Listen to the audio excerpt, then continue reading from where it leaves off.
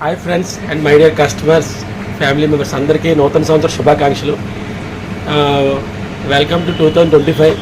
మన దగ్గర ఈ న్యూ స్పెషల్ ఏంటంటే ప్రతి సంవత్సరం స్పెషలే, కాకపోతే ఈ సంవత్సరం ఇంకా ఫ్లేవర్స్, వెరైటీస్, కేక్స్ని ఇంకా కొత్త కొత్త మోడల్స్ అన్నీ కూడా మేము డిజైన్ చేయడం జరిగింది.